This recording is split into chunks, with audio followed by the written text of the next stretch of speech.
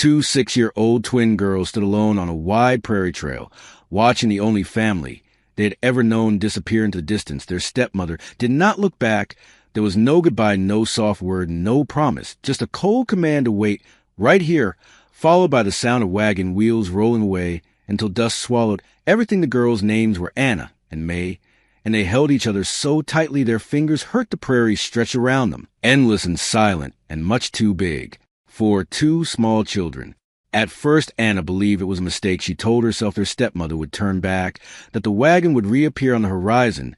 That belief lasted longer than it should have. Because hope is stubborn, especially in children, May was quieter.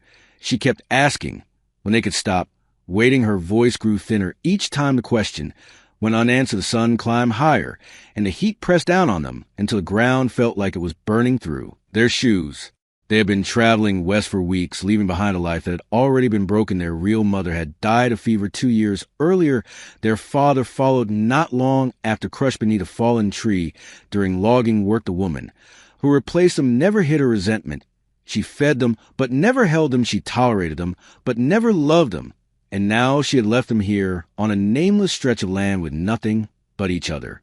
Anna was the older twin by minutes, and she felt that difference like a responsibility. She told May stories to keep her calm, stories about their mother humming, while she cooked stories about the yellow dresses she once sewed for them by lamplight. May listened with her head on Anna's shoulder, clutching a cloth doll.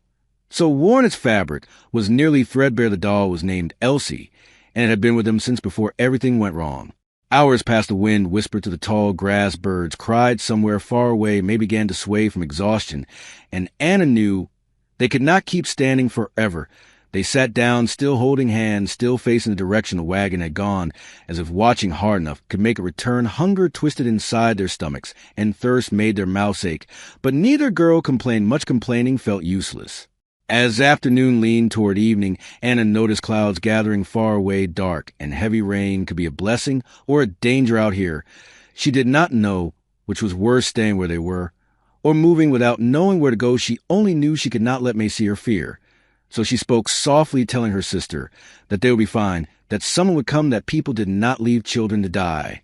Then she heard it. A sound low and steady, growing closer. Hooves. Anna froze, pulling May behind, her heart pounding so hard she thought it might break through her ribs. She had heard grown-ups whisper about what happened to children alone on trails.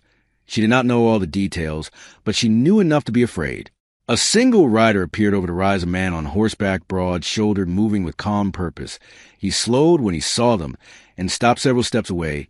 He did not rush or shout. He simply watched, as if trying to understand something important. His hat shadowed his face, but his posture was open, not threatening.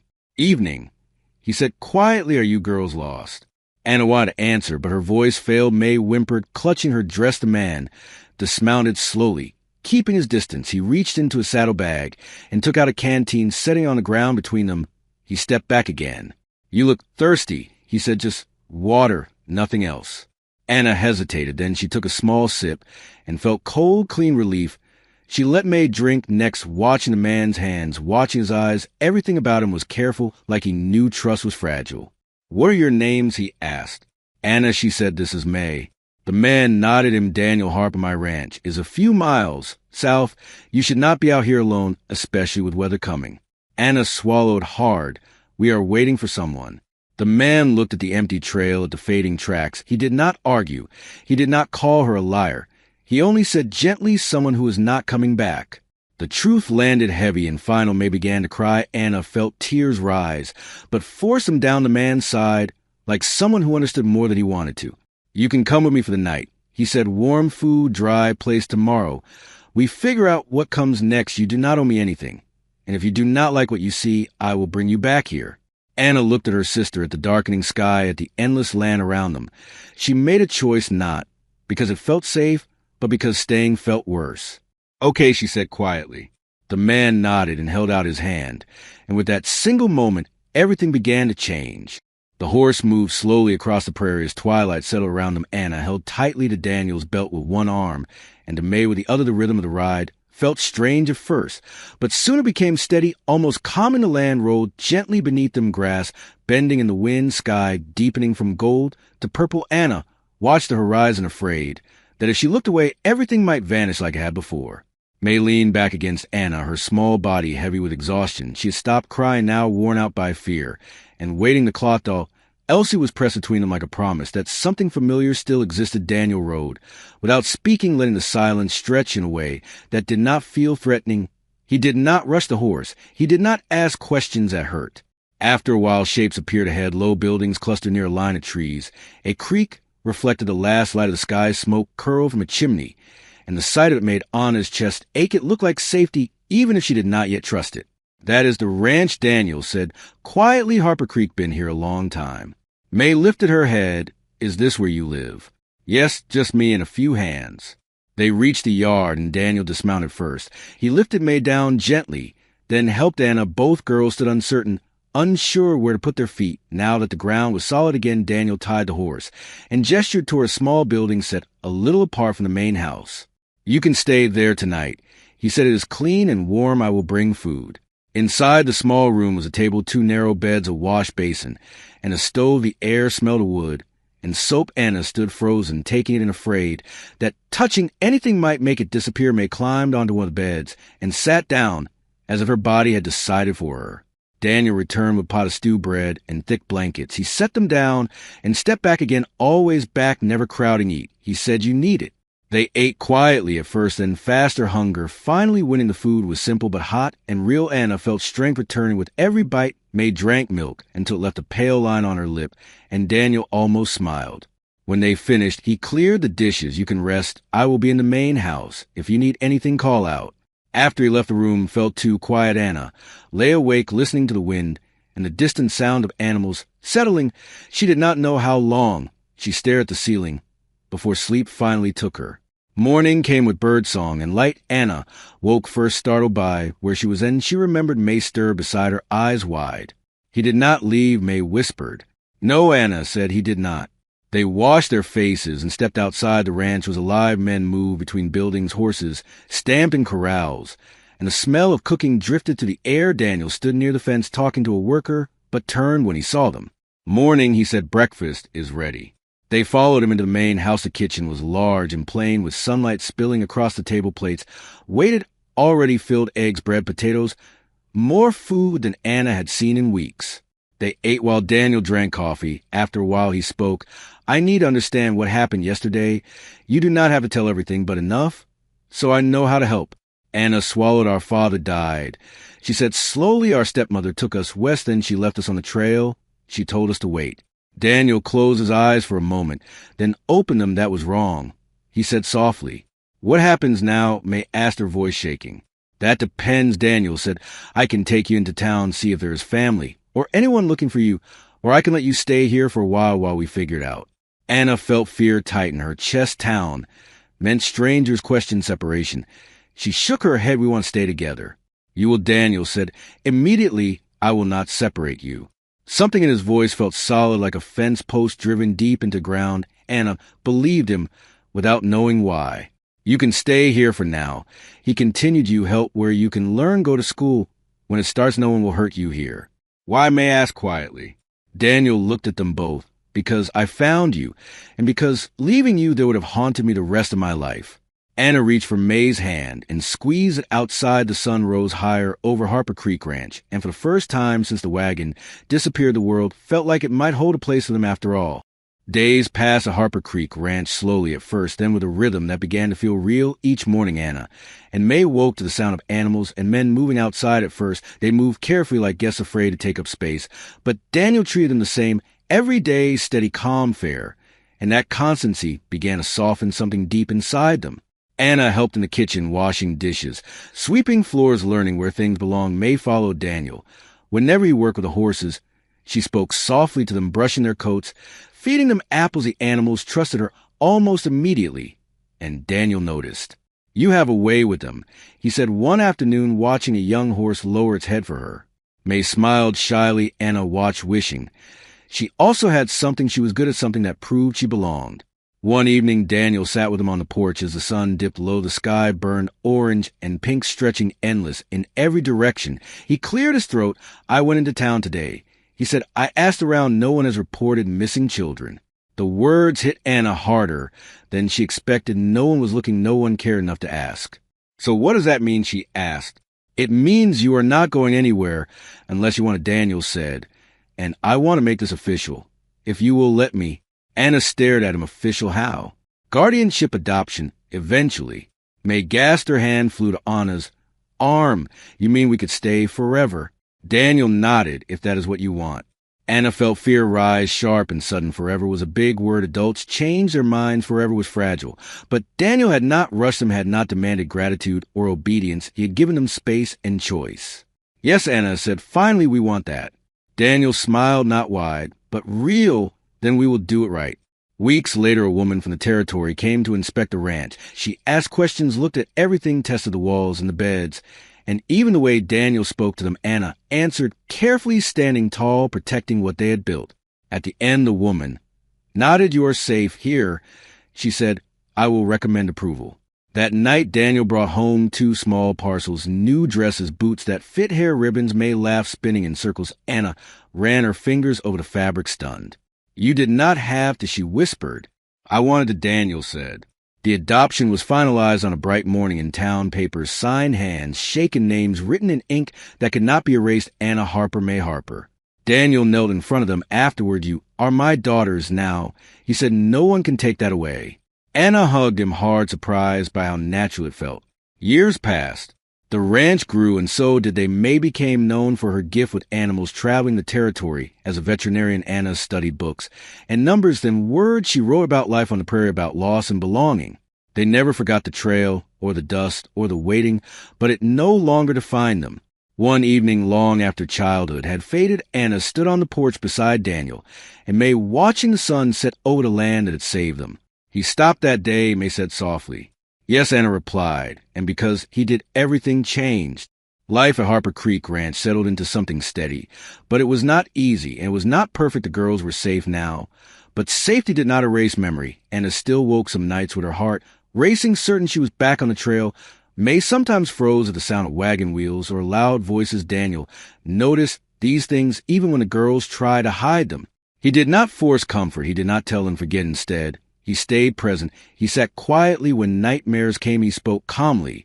When fear rose, he taught them that healing was not fast and not straight, but it was possible. School began in the fall, a small building in town with one teacher and children of many ages.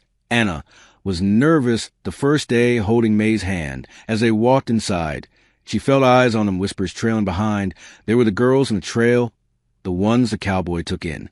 May shrank, but Anna lifted her chin. The teacher, Miss Eliza Moore, greeted them kindly and placed them at desks side by side. She treated them like any other students, and that mattered more than she knew. Anna discovered she loved reading, and numbers. They made sense in ways people did not. May struggle at first, but lit up during lessons about plants, animals, and whether Miss Moore praised her curiosity, and May glowed under the attention. At home, Daniel worked long days and still made time for lessons in the evenings. He taught Anna how to keep ranch accounts, how to read maps, how to plan for winter. He taught May how to care for injured animals, how to watch for signs of illness, how to move calmly and patiently. You do not rush what is fragile. He told her you wait and let trust grow. Winter came hard that year. Snow buried the land, and storms trapped them indoors for days. They read by lamplight, played games, and learned to cook simple meals together. They learned each other. One night, May grew ill. Fever burned through her small body, and Anna felt terror grip her chest. Memories of their mother rose sharp and cruel. Daniel did not sleep for 3 days, sitting by May's bed, cooling her forehead, reading softly, waiting, watching. When the fever finally broke, Daniel went outside, and Anna found him on the porch, shoulders shaking. She sat beside him and said nothing. He did not need words. Spring returned slowly, and with its strength and laughter, May recovered thinner. But bright Anna grew taller, more confident. Her voice grew steadier. When she spoke to adults, she no longer felt like she had to disappear to be allowed to stay. In town, gossip faded. Some people accepted them, others never did. But Daniel stood firm. He answered questions with truth and silence in equal measure. He did not argue with those who whispered. He simply lived right and let time do the rest. One evening, a letter arrived from the territory asking if Daniel would consider fostering other children in need. He brought it to the table and let the girls read it. You do not have to say yes, Anna said quickly. I know, Daniel replied, but I want to know how you feel. May thought carefully. I want to help, she said, but I am scared too. Anna nodded. We worked hard to feel safe. I do not want to lose that. Daniel smiled. Gently, we will never lose it. You are my daughters. Nothing changes that. They decided together to say, yes, one day, when they were ready, not yet, but someday. Years passed like pages. Turning Daniel grew older. The girls grew into young women. Harper Creek Ranch became known not just for cattle, but for kindness. Children came, and when some stayed forever, some moved on, healed enough to find other homes. Anna wrote their stories careful to change, names careful to protect the truth. May traveled far helping animals and people alike, but they always returned to the ranch, to the porch where everything began. One evening as the sun dipped low, May leaned against Anna and whispered, do you ever think about the trail? Anna nodded. I think about it every day. And it does not hurt as much anymore, May said. No, Anna replied, because it led us here. They watched Daniel across the yard laughing with a child who had once stood where they had stood long ago, lost and waiting. And Anna knew that stopping that day had not just changed 2 lives, it had changed many. And it was still changing them even now. The years moved forward quietly the way strong lives often do, without noise or announcement. Anna and May were no longer the frightened girls who clung to each other on the trail, but the memory of that day lived inside them, shaping every choice they made. Harper Creek Ranch had become more than a home. It was a place where broken stories were given time to heal. By the time Anna turned 16, she was helping Daniel with ledgers, contracts, and correspondence. She had a sharp mind and a steady hand. Merchants in town learned quickly that if Anna Harper handled the books, everything balanced. Exactly, May spent most of her time in the barns or riding out with injured animals brought in by neighbors. She spoke gently, moved slowly, and animals responded to her in a way that felt almost like trust. Was a language she spoke fluently. The first foster child arrived late one autumn evening, a thin boy named Samuel with eyes too old for his years. He barely spoke during his first week and flinched at sudden movements. Anna recognized that look immediately. It was the same one she had worn for months after the trail. She did not push him. She simply sat nearby, reading out loud until silence stopped feeling dangerous. May brought him into the barn each morning and let him watch while she cared for the horses' animals. Do not ask questions, she told him. They only pay attention to how you treat them. Slowly, Samuel began to smile. Not every story ended in permanence. Some children stayed only a season until relatives were found or wounds healed enough for a new beginning. Elsewhere, Anna learned that loving someone did not mean keeping them forever. Sometimes it meant helping them leave stronger than they arrived. Daniel aged visibly through those years. His hair silvered, his movement slowed, but his presence remained steady as stone. He never missed a school program, never failed to show up when a child cried out in the night. He listened more than he spoke, and when he did speak, his words mattered. One winter, a letter arrived from the territory praising Harper Creek Ranch. As a model placement, families began sending children, intentionally trusting Daniel and the girls to care for those with nowhere else to go. Anna felt pride, but also fear. The larger the reputation grew, the more she worried about losing the quiet safety they had built. She spoke to Daniel one night as snow fell softly outside. What if it becomes too much, she asked. What if we lose ourselves trying to save everyone? Daniel considered this carefully. Then we stop. He said, simply, we do what we can, and no more. There's no virtue in breaking yourself. That answer stayed with Anna for the rest of her life. May left for training when she was 19, traveling east to learn formally as a veterinarian. Leaving the ranch fell harder than she expected, but she carried it with her in everything she did. Her calm, her patience, her refusal to give up on frightened animals came directly from those early years of being given time and space. Anna stayed behind, teaching part-time in town and writing the evenings. She wrote about frontier life, about families built by choice, about the quiet heroism of people who stopped when they did not have to. Her work traveled further than she ever imagined, reaching people who had never seen a prairie but understood loss and hope all the same. Daniel grew ill one spring, nothing sudden, just a slow weakening of a body that had worked hard for decades. Anna and May returned to the ranch, spending long hours with him on the porch, watching the land breathe. He spoke little, but when he did, his words carried weight. Stopping that day was the best decision I ever made, he told them once, his voice thin but certain. You saved us, May said softly. No, he replied, you saved me too. When Daniel passed, the ranch was full. Children grown and gone returned. Neighbors stood quietly, hats in hand. Anna and May stood side by side, holding each other, just as they had all those years ago on the trail, only now the pain was threaded with gratitude, not fear. They buried Daniel beneath a cottonwood overlooking the creek, the place where laughter had always sounded loudest. In the years that followed, Anna and May kept the ranch together not just as land, but as a promise. They continued taking in children, carefully, intentionally, never forgetting what it felt like to wait and wonder if anyone would come. One evening, many years later, Anna sat on the porch, writing while May returned from a long journey. She set down her bag and looked out at the prairie stretching wide and golden. "It started here," she said quietly. Anna nodded, 2 girls waiting. And one man who stopped May added. They sat together in silence, watching the sun dip low, knowing the story was not just theirs anymore. It belonged to everyone who had ever been lost and found again. The prairie never truly forgets. It remembers footsteps, voices, tears, and waiting even when trails fade and dust settles the land holds the echoes of what once happened. Anna believed that as she sat on the porch of Harper Creek Ranch, watching the sun sink low, just as it had so many years ago, beside her sat May, older, now stronger, still gentle, in the same way that always defined her. The ranch was quieter than it once had been, but not empty. Children still lived here, some permanent, some passing through, each carrying their own version of loss and hope. Anna watched a young girl chase a chicken across the yard, laughing freely, and felt something warm settle in her chest. That sound had once felt impossible. "Do you ever think about who we would have been?" May asked softly, "if he had not stopped?" Anna thought for a long moment. "I think we would have survived somehow," she said, "but I do not think we would have lived the same way." The ranch had become more than land and buildings. It was a promise written, without words, a promise that waiting children were worth stopping for, a promise that family could be chosen, built, protected through patience and daily effort. Anna had written many stories in her life, but this one, the real one, had shaped everything she believed. That night the children gathered in the common room, as Anna often did, to tell stories. Some were hers, some were borrowed, some were half-remembered truths, softened for young ears. But this night, she told them the real beginning. 2 small girls, a long trail, a moment of decision. She did not use names. She did not need to.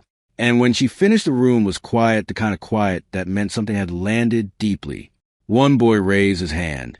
"Do you think it can happen to anyone?" he asked. "Someone stopping for you when you need it most?" Anna smiled gently. "I think it happens more than we realize," she said, "but sometimes you have to survive long enough to reach that moment." May stood and added, "And sometimes you become the one who stops."